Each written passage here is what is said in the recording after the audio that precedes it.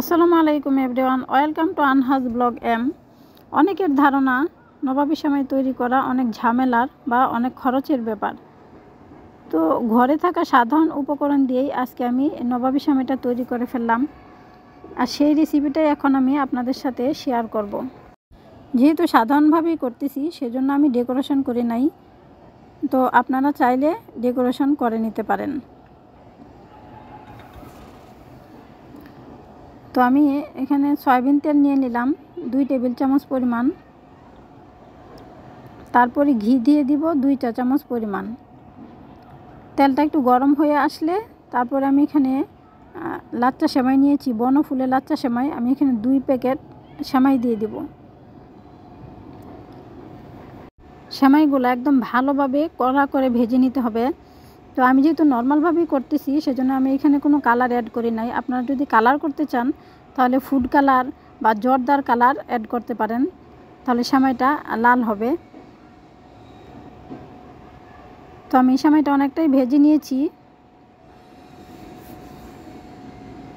এবারে আমি চিনি দিয়ে দিব 1/2 কাপ পরিমাণ। মিষ্টিটা আপনারা বেশি খেতে চাইলে আর একটু বেশিও দিতে পারেন। তো আমি এখানে গুঁড়া দুধ দিয়ে দিব 3/4 কাপ পরিমাণ। আবারও কিছুক্ষণ ভেজে নিব। তো এবারে আমি ঘি দিয়ে দিব 1 চা চামচ পরিমাণ, আর একটু ভেজে নামিয়ে ফেলবো। আমার সেমাইটা ভাজা হয়ে গেছে। তো এখানে আমি লিকুইড দুধ নিয়েছিলাম 1 লিটার পরিমাণ, জাল করে আমি 1/2 লিটার করে নিয়েছি। এবারে আমি 1/2 কাপ পরিমাণ গুঁড়া দুধ দিয়ে দিব। তারপরে কনডেন্স মিল্কের হাফ কোটা কনডেন্স মিল্ক দিয়ে দিলাম। এখানে আমি কোনো চিনি অ্যাড করব না। তো এখানে কাস্টার্ড পাউডার দিয়ে দিলাম 3 চা চামচ পরিমাণ। আপনাদের যদি কাস্টার্ড পাউডার হাতের কাছে না থাকে তাহলে কর্নফ্লাওয়ার দিলেও হয়ে যাবে। তো আমার দুধটা জাল হয়ে গেছে, বেশি ঘন করা যাবে না, নামানোর পর আরও ঘন হয়ে যাবে। এবারে আমি একটা সার্ভিং বোলে সেমাইটা প্রথমে বিছিয়ে নিব। সার্ভিং বোলটা এরকম 4 কোণা হলেই ভালো হয়, শেপটা সুন্দর হবে। তো আমার সেমাইটা বিছানো হয়ে গেছে। এবারে আমি দুধটা দিয়ে দিব 1 লেয়ার।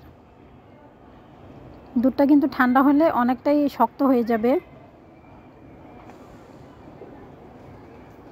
তা আবারও সেমাই দিয়ে দিব। আমি এখানে 3টা লেয়ার অ্যাড করব। 2টাও দেওয়া যায়, 2টা দিলে একটু পাতলা হয়।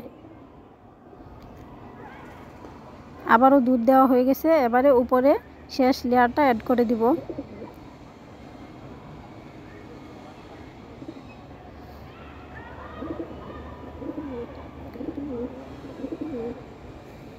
তো আমার সেমাইটা হয়ে গেছে। আমি আধা ঘন্টা পরে কেটে আপনাদেরকে দেখাচ্ছি।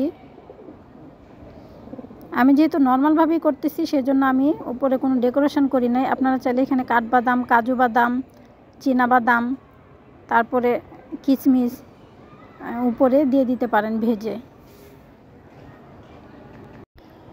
দেখুন সেমাইটা একদম জমাট বেঁধে গেছে, দুধটা শক্ত হয়ে গেছে। তো খেতেও কিন্তু দারুণ হয়েছে। তো আজকের ভিডিও এ পর্যন্তই। সবাই ভালো থাকবেন। আল্লাহ হাফেজ।